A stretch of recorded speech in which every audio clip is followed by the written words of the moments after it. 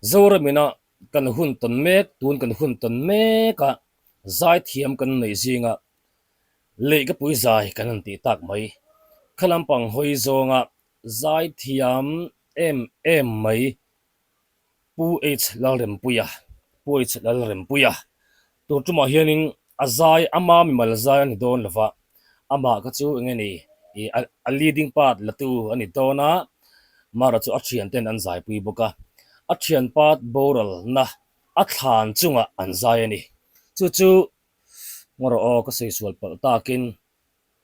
ni kan chiar lo ka nge nikhat thlasari kum sang ni som ni le panga a min boral san ta thian pa fela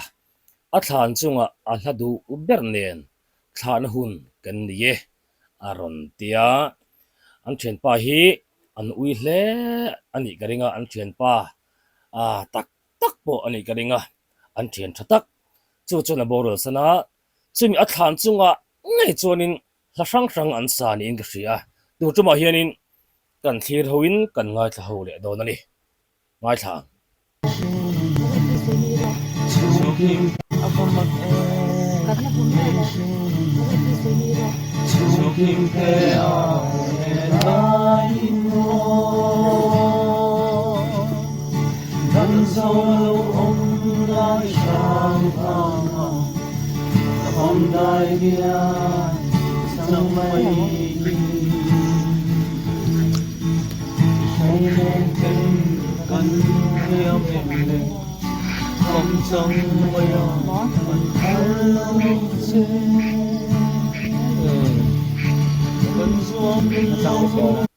hela hi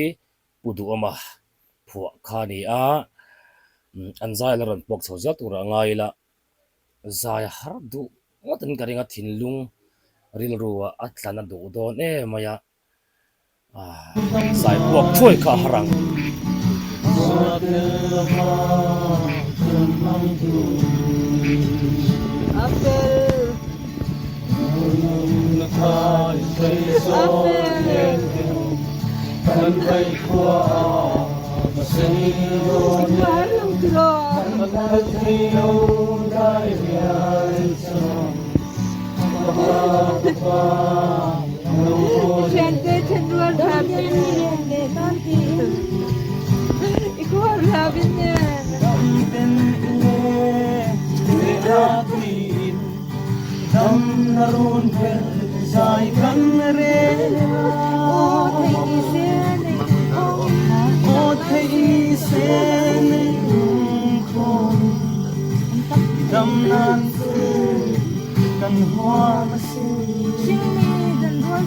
suan har du don ve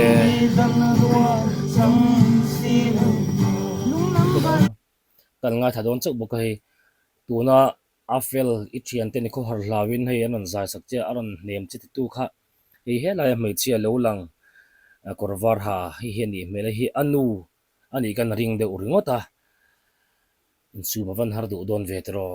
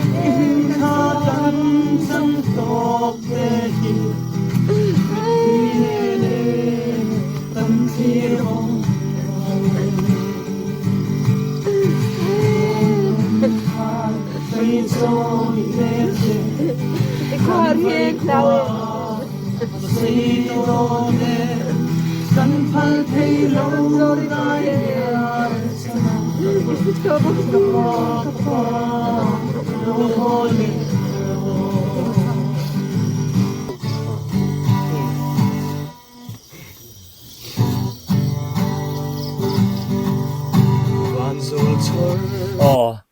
ladang hay anon sale dona ngolak ru ka feel thangam lutuk lo o min lo thathe mola chan chu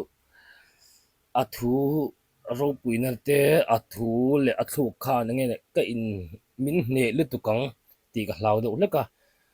mu shu am khop te khan ka lo om le palang ti ka hlau de leka min lo thathe mola a fel an thian pa hi lal ruat fela ane kum som thum le pahni mi ani a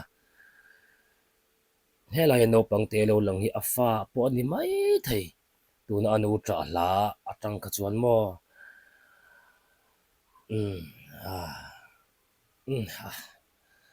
en zelang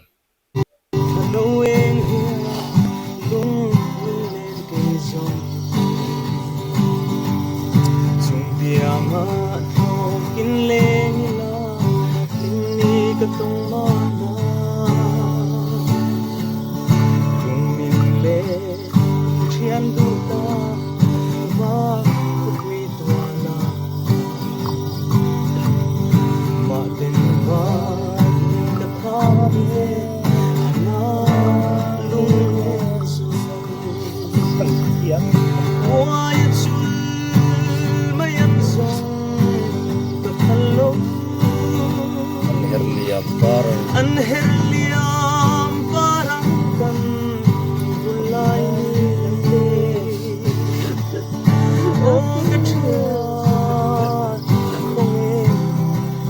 Ina du fermo. bialean Uy, ano rin sa akin ng iPhone. zong zong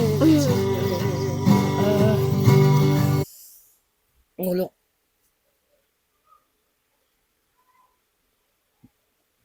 ka ngai tha du tho se ke en du tho se ka riek du tho bok se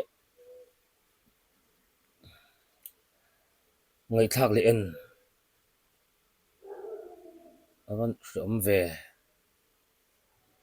anu lo trap ve ze bok si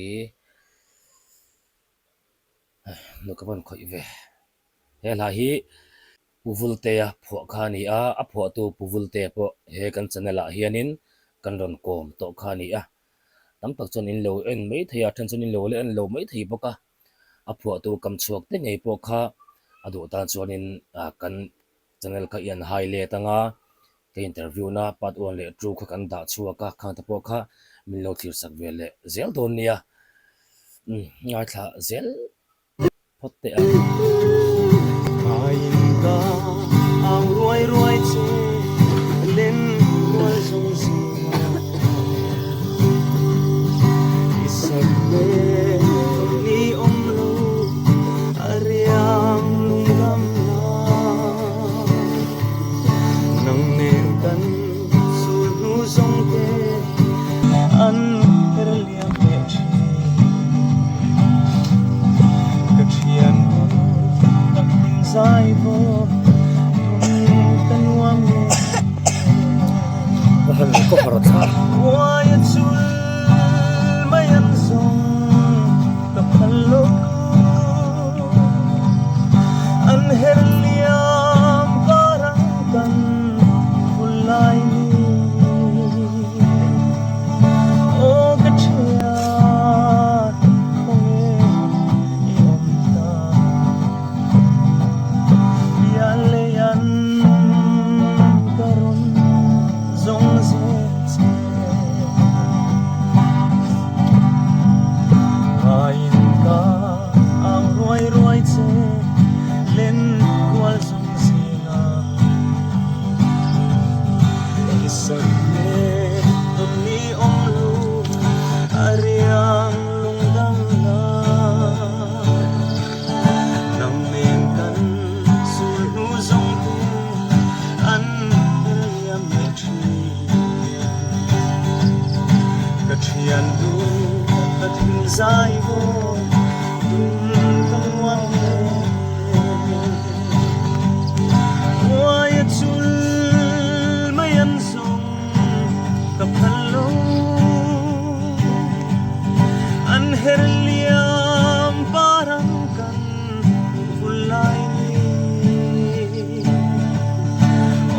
trian không e bian lian karun zong zin che bian lian karun zong zin che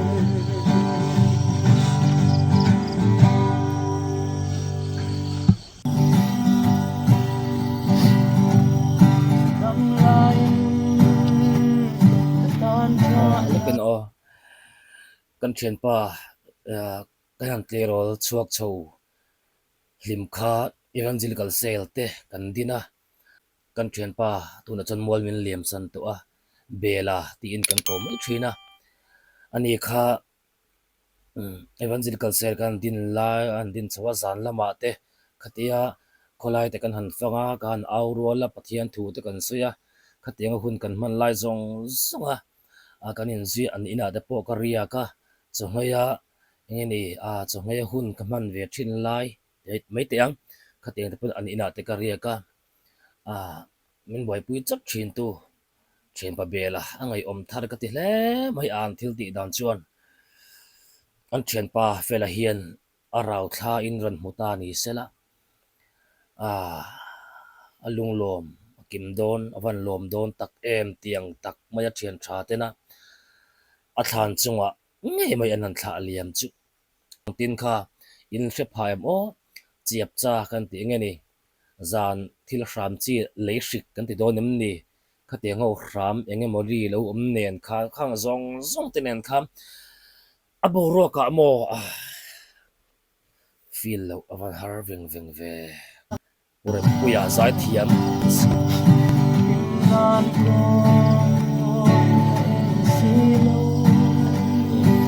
ulo lian moi la ve thung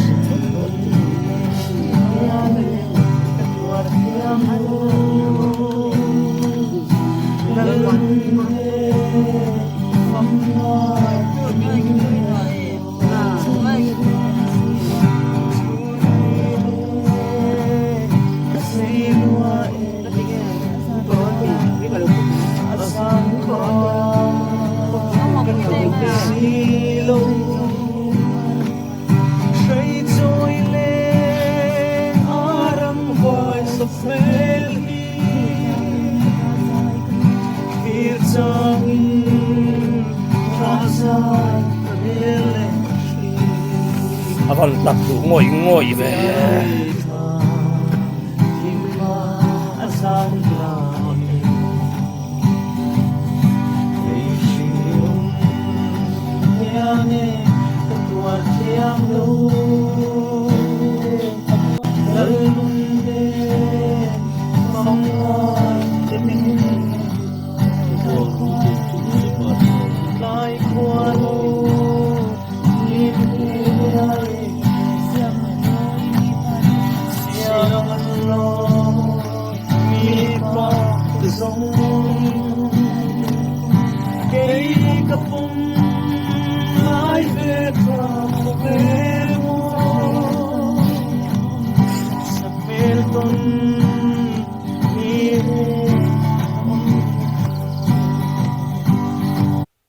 ai helaya mipa koror central deu hudi em ni o ha khi ka chiang thei chi alo helai mi tui deu in ron zaya mayan hup le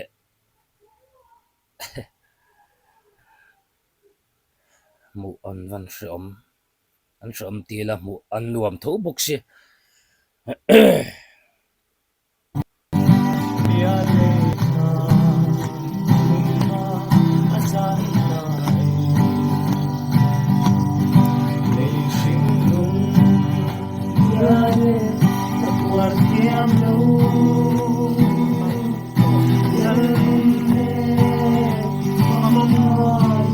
I'm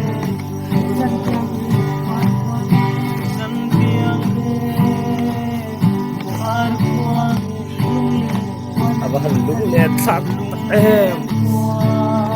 hey gần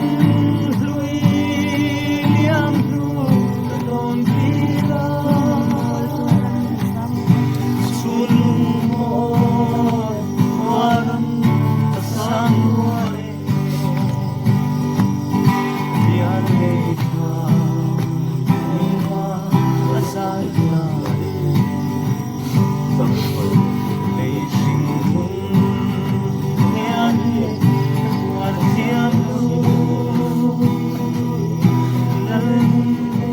em phần ngoài thì mình nếm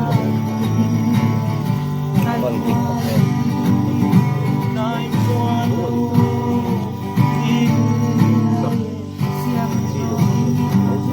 siang no mi pa song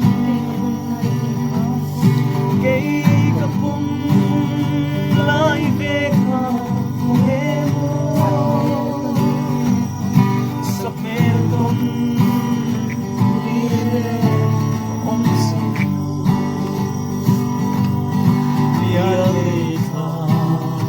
timwa asal na e singkung yane katwar kiam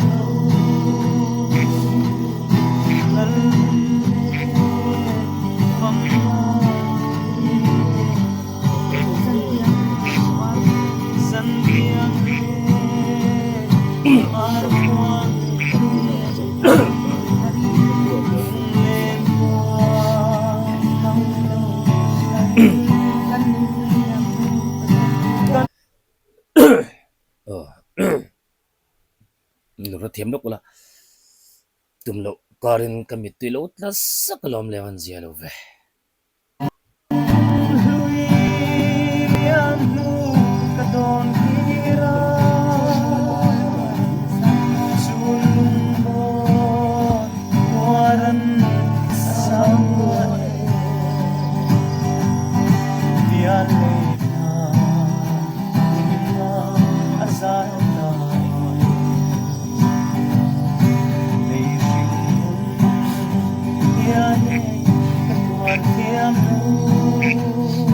em phần ngoài thì mình nếm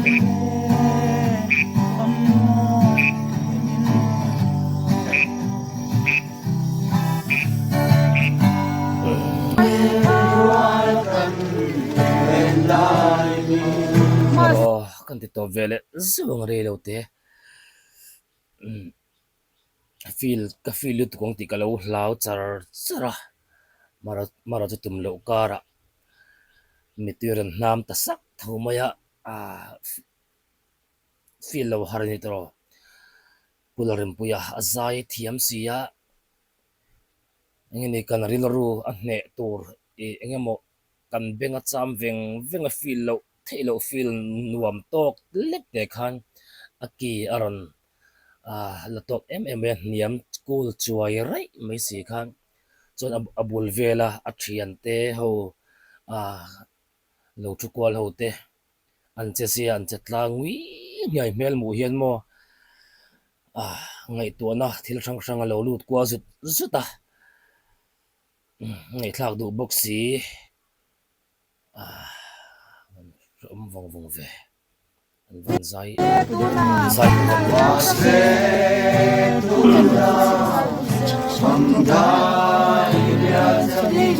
see if la la ve tu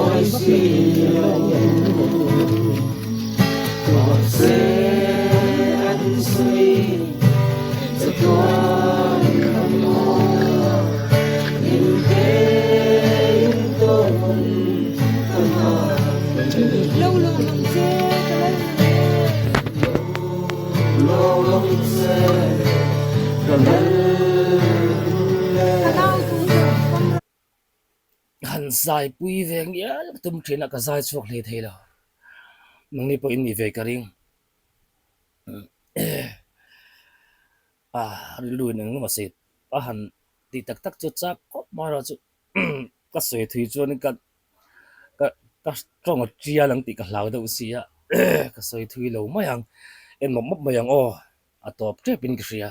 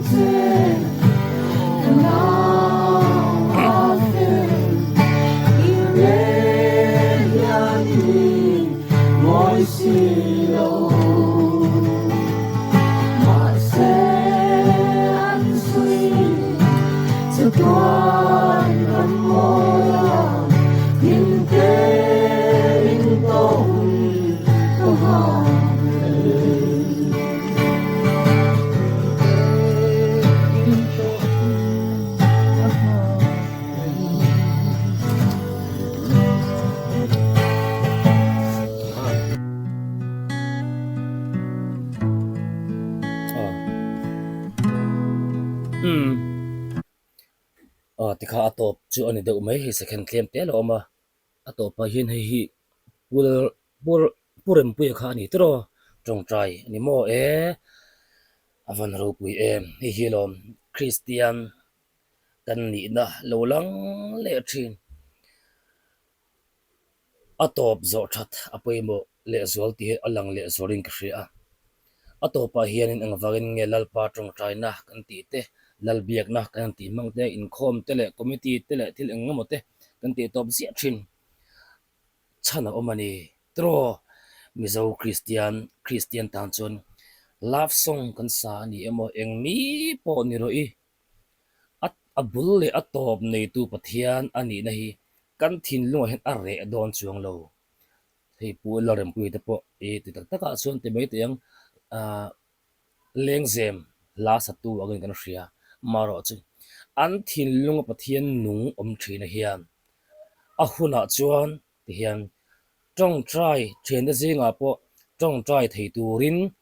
hetiang ading chuak thei ani chuan an manen nunga om pathian nung hi a om ani ti hi alang chiang thin kavan lom thin tak em te ka mu hian mo a an zai aro pui ti mai te ang an thian pa an thla dan chu no ko ul du hle mai an thian pa felapon valam changin alo mu ve nge yanga alo mu tang tin an a thian te hi an ti tha ka ti khop maya a thian tan an thian pa tan hian an van hlutak em tin fela hi nupui le fanau kalsan an yem o ka hre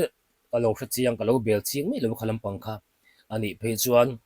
a chung khat u le naw an pui fanau da pon ni ang a kalsan zong zong da po lalpa tharau chuan lo chen chelin lo thlamuan tlat sela ti hi nu kharna tan kan sei ani e